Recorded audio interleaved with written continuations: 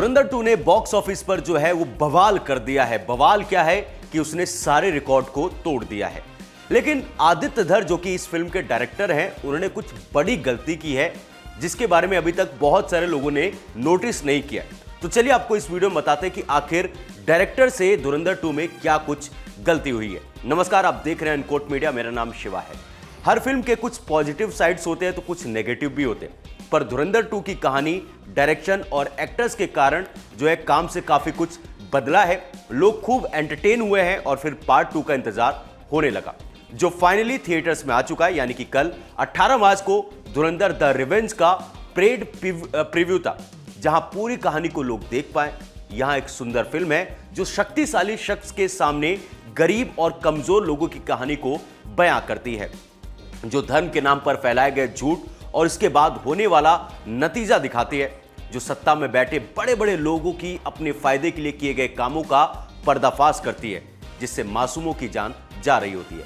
पर बस सब मजे से अपना रास्ता देखते हैं, वह दुख दिखाती है। लेकिन जब आप धुरंधर 2 देखोगे तो यह फिल्म आपको जानदार के साथ ही पॉलिटिकल एजेंडा ड्रिवन भी लगेगी।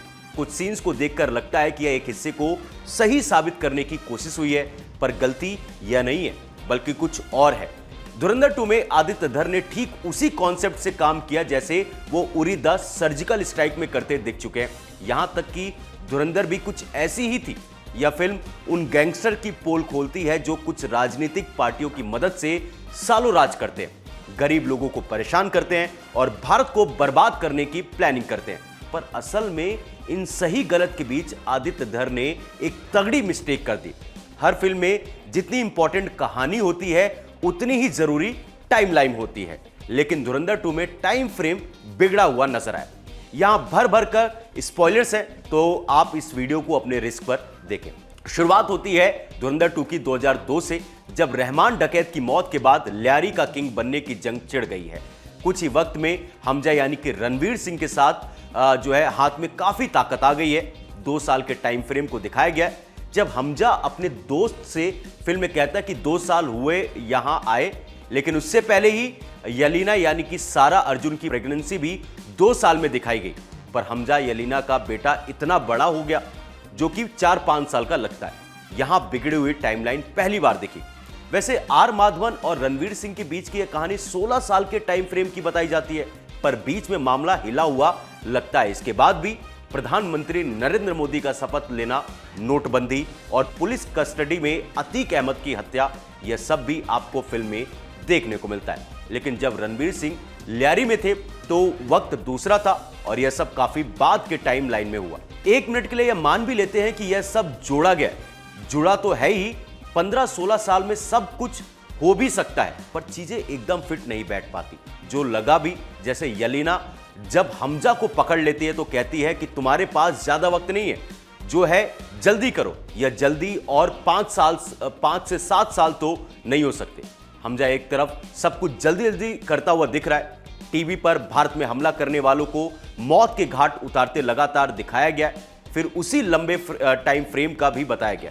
गजब है, जैसे कहानी भारत पर आई, टाइमलाइन को 2016 तक बता दिया गया।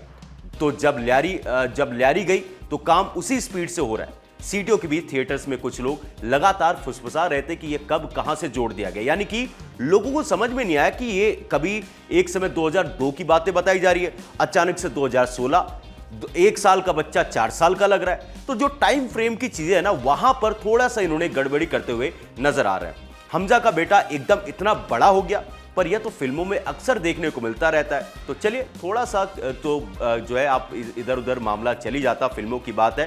पर ओवरऑल अगर बात की जाए, धुरंधर 2 बहुत ही शानदार मूवी बताई जा रही है। और आप देखो कि कल पेड प्रीव्यू था, यानी कि रिलीज डेट आज है, लेकिन लोगों ने पेड करके एक्स्ट्रा पैसे देकर उस मूवी को देखने के लिए 1 दिन पहले गए।